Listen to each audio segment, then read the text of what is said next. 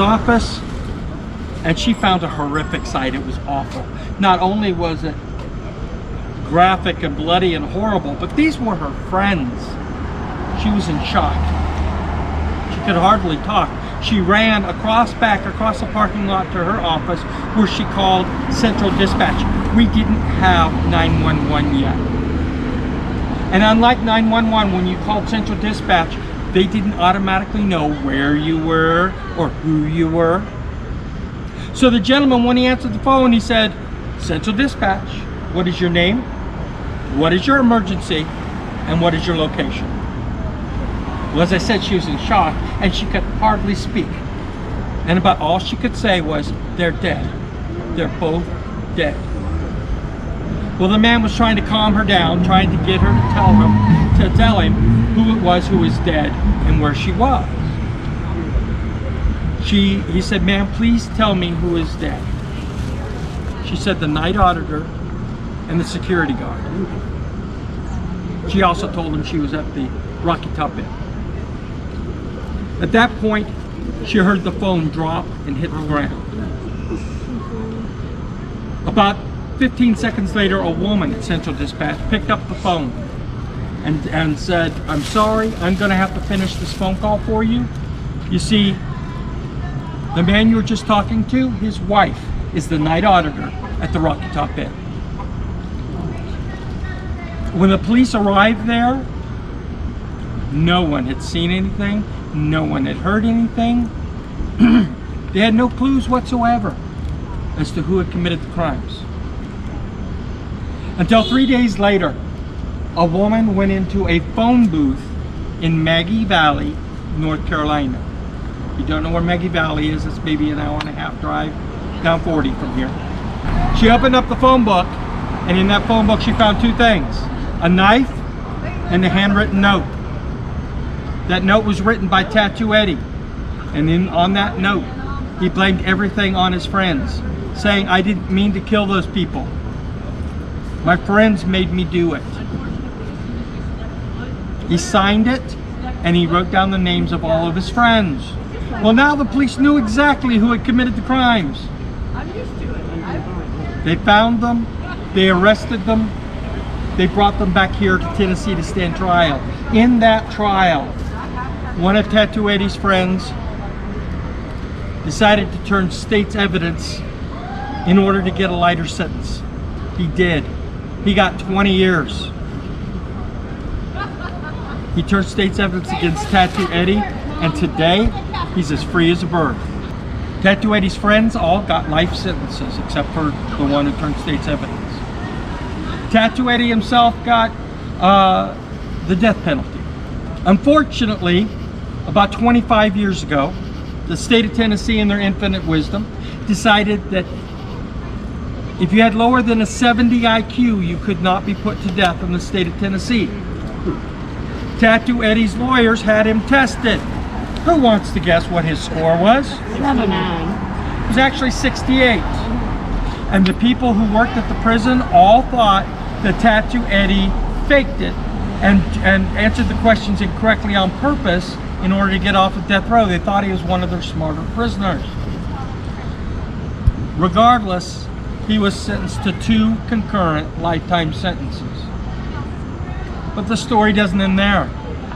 You see, about 7 years ago, Tattoo Eddie, being in prison, got into a fight with another prisoner.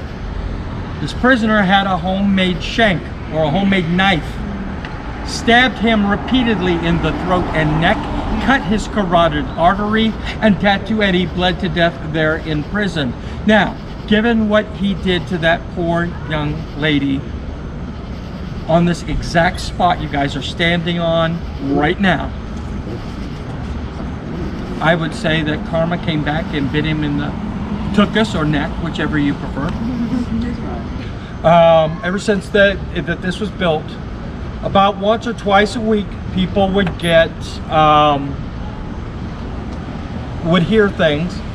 They would call the front desk and or 911, and they would call and complain about hearing a woman screaming.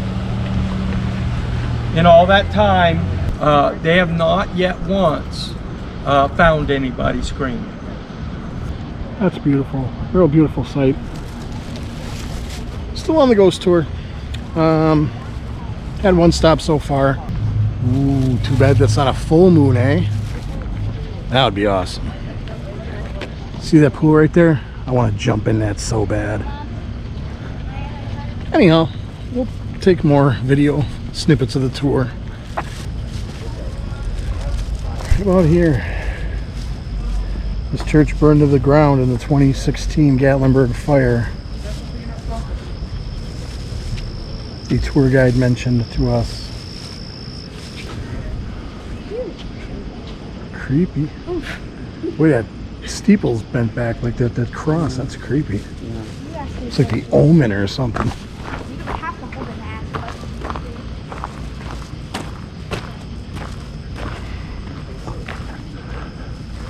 Creepy.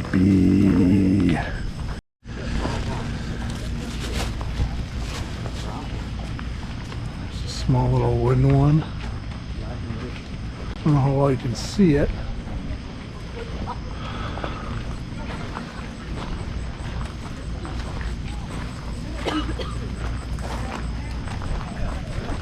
And there's this really cool white chapel right over here.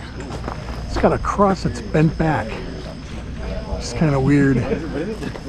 It's spooky. I hope you can see it. It's pretty dark. There were a lot of people, believe it or not, in the 1920s who were environmentalists, even back then. They talked to representatives in Washington and convinced them to vote to purchase a bunch of the land out here so that the loggers couldn't clear cut it. They were clear cutting all over the area. So that's what they did, and they turned it into a national park. Well, again, before World War II, in 1938, I believe it was, there was a lady who lived here in Gatlinburg. Her name was Lydia, and everybody loved Lydia. Lydia was a extremely popular person. She was not only beautiful, but she was even more beautiful on the inside than she was on the outside. That's why everybody loved her so much. Well, she worked at a place called the Greenbrier Inn. It's still here. It's just called the Greenbrier Restaurant today. She met and fell in love with a young man who was working here in Gatlinburg as a logger. When they decided to get married, everybody in Gatlinburg got really excited. On the big day, they all wanted to go see Lydia get married, and on the big day, they all showed up. Literally everybody in town showed up, except for the young man. Lydia was devastated. She walked home to the Greenbrier alone, crying her eyes out. When she got there, she went up to her room upstairs, closed and locked the door, fell on her bed crying. Her friends heard her in there when they got back. The next morning, her friends knocked on her door, wanted to make sure Lydia was okay. They were checking up on her, making sure she was taking care of herself, getting something to eat, that type of thing. She didn't answer the door. Eventually, they decided to force the door open, and when they did, they found that during the night, while she was still wearing her wedding dress, Lydia had thrown a rope over the beam in the ceiling and hung herself. The man who owned the Greenbrier at the time kind of took a fatherly interest in Lydia. He buried her behind the building. And every night for a week, he said that he heard Lydia crying. At the end of the week, he just about had enough. He threw his hands up in the air and said, "What do you want from me?" He heard Lydia's voice say, "Mark my grave." The next day, he and a friend of his dug her up, and they brought her here into town and buried her in the White Oak Flat Cemetery here in town. They marked her grave with a stone and scratched her name and birth and the dates on the stone. Now it is said that if a man and a woman take a picture together by the sign in the cemetery, if that man does not have the best interests at heart for that woman, Lydia will show herself in that picture as a way to warn her away from him. Now I have a lot of people who get very excited. A lot of young ladies get excited when they hear that story, and a lot of young men get very nervous when they hear that story. Now ladies, I'm telling you this story for this reason. If you decide you want to go up there and take that picture, by all means do. It's a lot of fun. But if you see orbs, if you see a mist, a fog, something along those lines, that does not necessarily mean it's Lydia. There are a lot of ghosts up at the cemetery. But if you happen to see a woman all dressed in white, like a woman wearing a wedding dress, well, that is Lydia. And in that case, all bets are off. You girls do whatever you think you have to do. Look at that beautiful view. In 1992, where two young men had just finished their freshman year at the University of Tennessee here in Knoxville. They're from Gatlinburg, came back here for the summer, got summer jobs there at the Space Needle. Their job was to walk up and down those stairs all day, every day, and lubricate the mechanical parts of the elevator system. One day, one of the friends turned to his buddy and said, "I just can't walk up these stairs one more time. I just can't walk up these stairs anymore. I'm going to ride the elevator up to the top." His friend said, "You can't do that. You're going to get fired." He said, "No, you misunderstand me. I'm not going to ride in the elevator. I'm going to ride on the elevator." As the elevator was going up, he jumped from the stairs onto the roof of the elevator. Fortunately, he jumped a tad bit too far.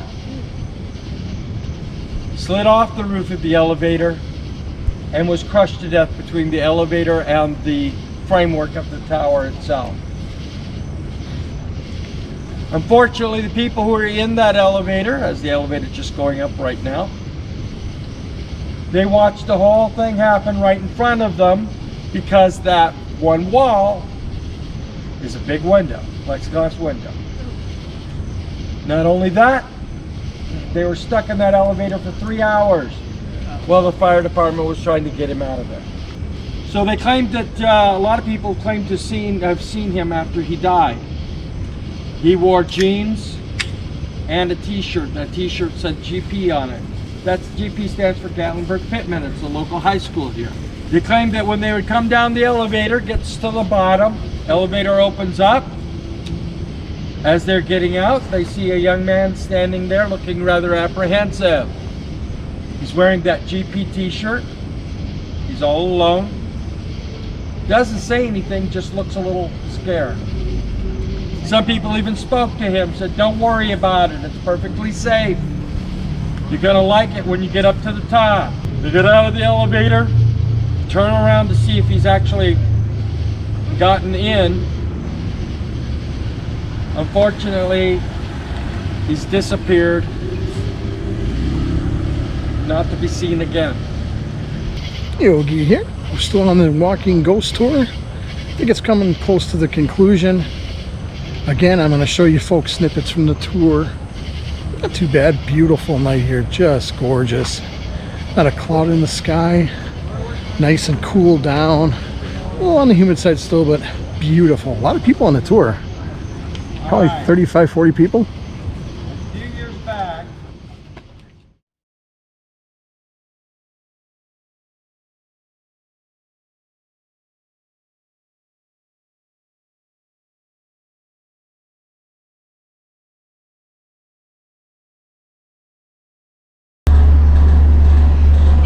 everybody, it's Chucky here. So I'm taking you guys up to the Space Needle in Gatlinburg. So I'm going to come over here and see if I can maybe get a pretty good view of the city. But then once I get up there will be a pretty nice panoramic view that I can give you. Now it's dark, so I don't know if I'll be able to show you guys any mountains or anything, but I'm hoping that I can show you guys something up there. This is really cool. I mean, holy cow. It's a 2.5 minute ride up, and you go well above the city. I'm pretty sure this is higher than the Sky Bridge. I did the Sky Bridge last year. The Sky Bridge is awesome. I recommend it to anybody that wants to go. Oh yeah, now once we get up kind of high here, you can see the city. So I'll go over here and see if I can get a better shot. Now right now where I'm at, the elevator is in the tower. So we're going up in the middle of the tower.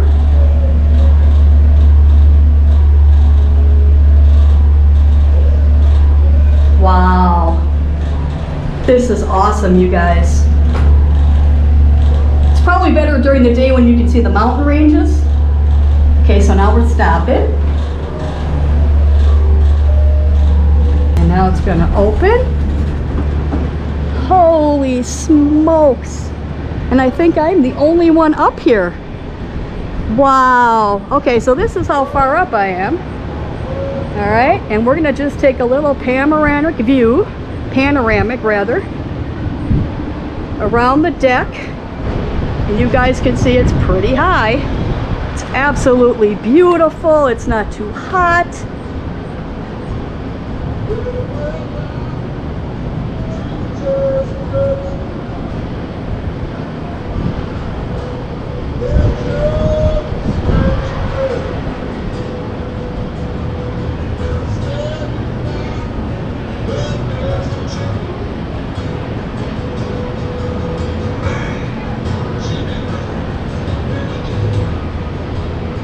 Okay, and there's the Sky Bridge, and that little yellow, like, wide line there is the tram that goes up, and then the red thing there is the bridge.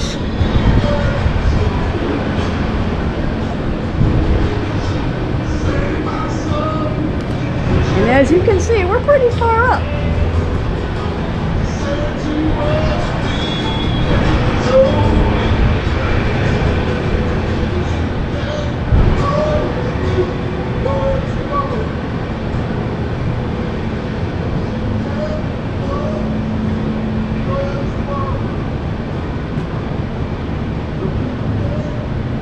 So this is the Space Needle in Gatlinburg. We got almost a full moon up there, not quite.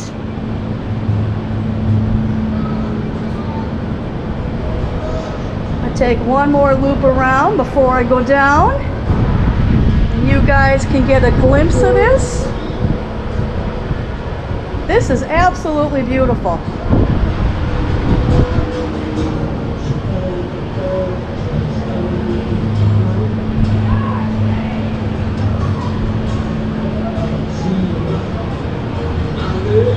There's the Sky Bridge again. That's a pretty cool ride up and down. You're about on a 90-degree angle, but you're also like right underneath the mountain, so it doesn't feel like you're just kind of dangling from there.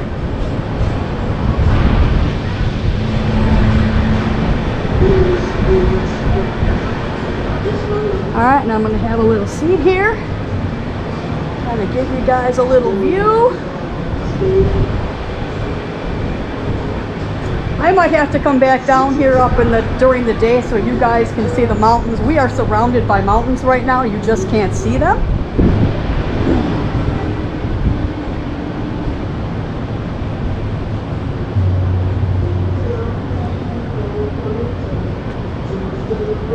But as you can see, we're pretty high up. And I'm pretty close to the edge. So there we go. There's the main strip in Gatlinburg. There's one of the alpine coasters over there that you can ride down the mountain.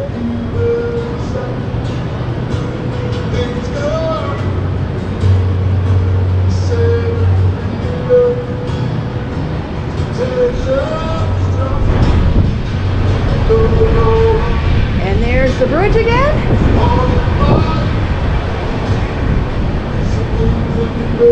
We're gonna head back down.